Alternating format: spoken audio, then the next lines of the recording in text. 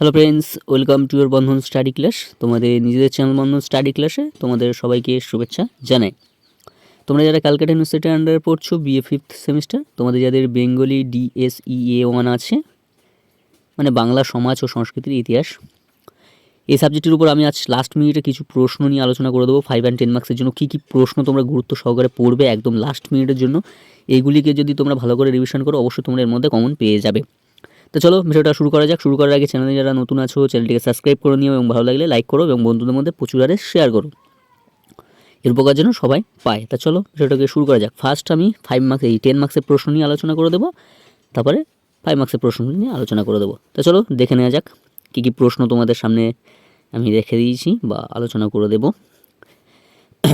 দেখো, BA fifth semester, Bengali DSEA1, 10 মার্কসের প্রশ্ন। ফার্স্ট 1 নম্বর প্রশ্ন কী বলছে দেখো, বাংলা সমাজ সংস্কৃতিতে চৈতন্যদেবের প্রভাব আলোচনা করো। খুবই ইম্পর্টেন্ট প্রশ্ন, এটাকে তোমরা 4টে স্টার মেরে নাও, বা এটা খুবই ইম্পর্টেন্ট এই প্রশ্ন, ঠিক আছে। নেক্সট 2 নম্বর প্রশ্ন কী বলছে দেখো, বাংলা ইতিহাসে হোসেন শাহের আমলে রাজনৈতিক ও সংস্কৃতির গুরুত্ব সম্পর্কে লেখো। এই প্রশ্নটা অথবা দিয়েও দিতে পারে এইভাবে, যে বাংলার ইতিহাসে হুসেন শাহী আমলের ইতিহাস আলোচনা করো, ঠিক আছে। এই প্রশ্নটাও তোমরা 4টে স্টার মেরে নাও, খুবই ইম্পর্টেন্ট। হুসেন শাহী খুবই ইম্পর্টেন্ট, আর ওদিকে চৈতন্যদেবের প্রভাব, খুবই ইম্পর্টেন্ট এই প্রশ্ন। নেক্সট 3 নম্বর প্রশ্ন কি বলছে, যে তুর্কি আক্রমণের কারণ ও ফলাফল বা গুরুত্ব আলোচনা করতে বলবে। তুর্কি আক্রমণ, এটাও আসার খুবই চান্স আছে, এটাও 4টে স্টার মেনে নাও তোমরা। এই 3টি প্রশ্ন খুবই গুরুত্বপূর্ণ, ফার্স্ট দিক থেকে তোমাদের দিয়ে দিলাম।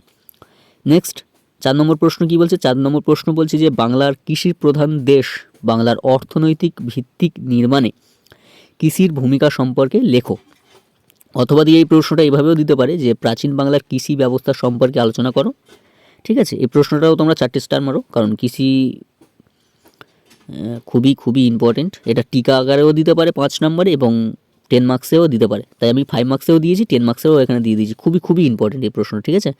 তোমরা এটাও 4টে স্টার মেরে নাও। 5 নম্বর প্রশ্ন কি বলছে, 5 নম্বর প্রশ্ন বলছে বাংলার ভৌগোলিক অবস্থা সম্পর্কে আলোচনা করো। নেক্সট 6 নম্বর প্রশ্ন, সমাজ সংস্কৃতি হিসাবে রাজা রামমোহন রায়ের অবদান লেখো, 5টি স্টার, খুবই ইম্পর্টেন্ট রাজা রামমোহন রায়, ঠিক আছে। নেক্সট তোমার 7 নম্বর প্রশ্ন দেখে নাও, সমাজ সংস্কারক হিসাবে বিদ্যাসাগরের অবদান লেখো, এটাও 5টি স্টার।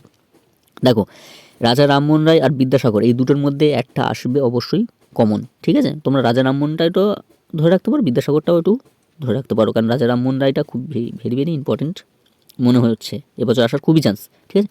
বিদ্যাসাগরটাও করে রেখো, কারণ তোমরা ছোটোবেলা থেকে তো পড়ে আসছো রাজা রামমোহন রায়ের সমাজ সংস্কৃতি হিসাবে কী অবদান আছে, বিদ্যাসাগরের কী সমাজ সংস্কারক হিসাবে অবদান আছে, তোমরা তো ছোটোবেলা থেকে পড়ে আসছো, তাই এটা বানিয়ে লিখতেই পারবে। তো নেক্সট 8 নম্বর প্রশ্ন, সাঁওতাল বিদ্রোহ সম্পর্কে আলোচনা করো বা সংক্ষিপ্ত পরিচয় দাও, খুবই ইম্পর্টেন্ট, 5টি স্টার। 9 নম্বর প্রশ্ন, 1992 খ্রিস্টাব্দে ভাষা আন্দোলন সম্পর্কে আলোচনা করো, 5টি স্টার।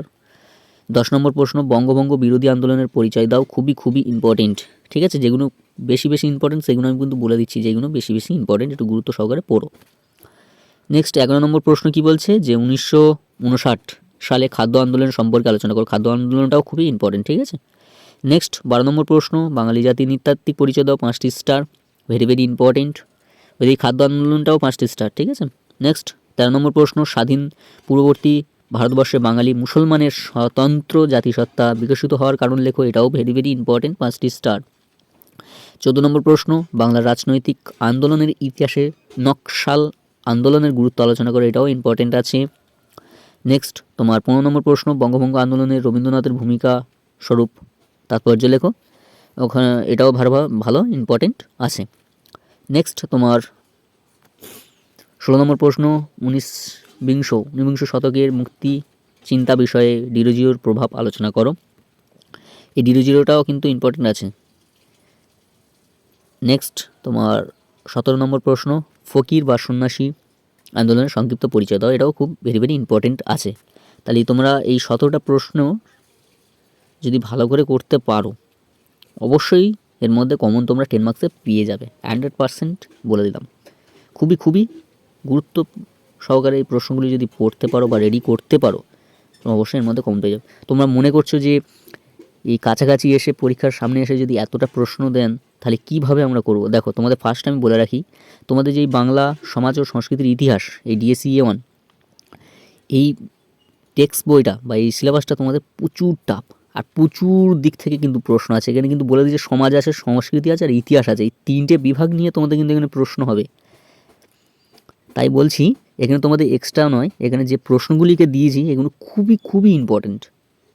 তাই এখানে বলছি তোমরা এই প্রশ্নগুলি যদি করো এর মধ্যে অবশ্যই তোমরা কমন পাবে, এটা আমি আমার দিক থেকে তোমাদেরকে বলছি, কারণ খুবই গুরুত্ব প্রশ্ন এখানে তোলা হয়েছে।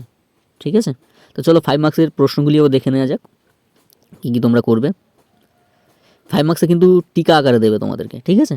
টিকা ছোটো ছোটো 1 পেজ করে লিখলে তোমাদের 5 মার্কস হবে, মানে সম্পূর্ণ নাম্বারটা তোমরা পাবে। কিন্তু 5 মার্কস ওরা শিবু দিয়ে থাকে না, 3, 3.5, 4 খুব ভুল বশত দিয়ে থাকে। তাই 5 মার্কসটা টিকা আকারে আসবে। তোমরা একটু দেখে নাও কী কী প্রশ্ন পড়বে। দেখো ফার্স্ট 1 নম্বর প্রশ্ন 5 মার্কসের, মৎস্যনায় যুগ টিকা লেখো। 2 নম্বর বৌদ্ধ ধর্ম টিকা লেখো। সব এখানে যেগুলো আমি এখানে বলে দেবো সবটাই ভেরি ভেরি ইম্পর্টেন্ট, ঠিক আছে। সব 3টে করে স্টার মেরে নাও। মৎস্যনায় যুগ টিকা লেখো 3টে স্টার, বৌদ্ধ ধর্ম 3টে স্টার। 3 নম্বর প্রশ্ন বৃন্দাবনের স্বর্গ গোস্বামী 3টে স্টার। 4 নম্বর প্রশ্ন সমতাল বিদ্রোহ টিকা লেখো 3টি স্টার। 5 নম্বর প্রশ্ন তত্ত্ববোধিনী সভা টিকা লেখো 3টি স্টার। 6 নম্বর প্রশ্ন তেভাগা আন্দোলন টিকা লেখো 3টি স্টার। 7 নম্বর প্রশ্ন স্কুল বুক সোসাইটি টিকা লেখো 3টি স্টার। 8 নম্বর প্রশ্ন ব্রাহ্ম সমাজ, এটাও 3টি স্টার। সব টিকা লিখতে হবে, ঠিক আছে। 9 নম্বর প্রশ্ন বঙ্গভঙ্গ বিরোধী আন্দোলনে ছাত্র সমাজের ভূমিকা লেখো, খুবই খুবই ইম্পর্টেন্ট, 5টি স্টার, এটাও খুবই ইম্পর্টেন্ট। ছাত্র সমাজে কী ভূমিকা ছিল সেটা তোমাকে লিখতে হবে। 10 নম্বর প্রশ্ন বয়কট ও স্বদেশী আন্দোলনে টিকা লেখো 3টি স্টার।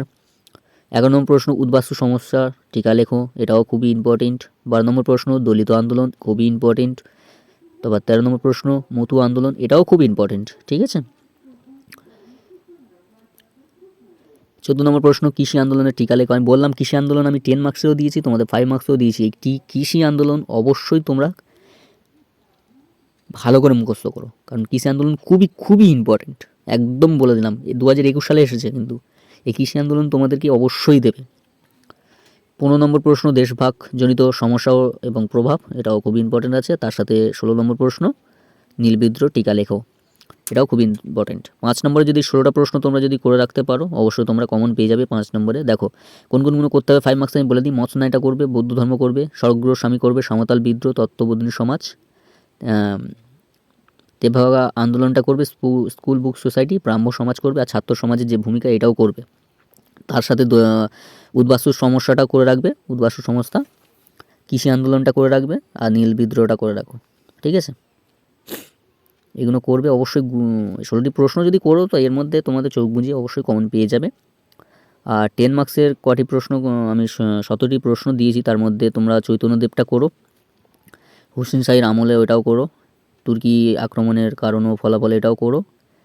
তারপরে কৃষিটা অবশ্যই তোমরা গুরুত্ব সহকারে করবে, কৃষি আন্দোলন বা কৃষি ব্যবস্থা সম্পর্কে আলোচনা করতে বলবে।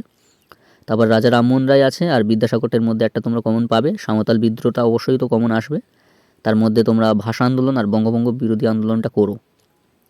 আর বাংলা জাতির নৃতাত্ত্বিক পরিচয়, এটা খুবই খুবই ইম্পর্টেন্ট, এটা অবশ্যই তোমরা মুখস্থ করবে, ঠিক আছে। আর এদিকে খাদ্য আন্দোলন আছে, আর এদিকে মুসলিমদের যে স্বতন্ত্র জাতিসত্তা এটা অবশ্যই করবে। আর তার সাথে যদি করে রাখো তো তোমার ফকির আর সন্ন্যাসী আন্দোলন আছে, বঙ্গভঙ্গ রবীন্দ্রনাথেরই আছে, এইগুলোর মধ্যে। এখানে যা প্রশ্ন দিয়েছি অবশ্যই তোমরা যদি এখান থেকে করো 100% তোমরা কমন পেয়ে যাবে।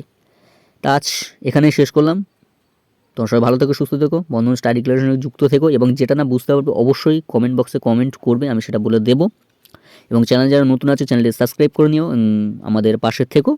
দেখা হচ্ছে পরবর্তী ভিডিও। সবাই ভালো থেকো, সুস্থ থেকো।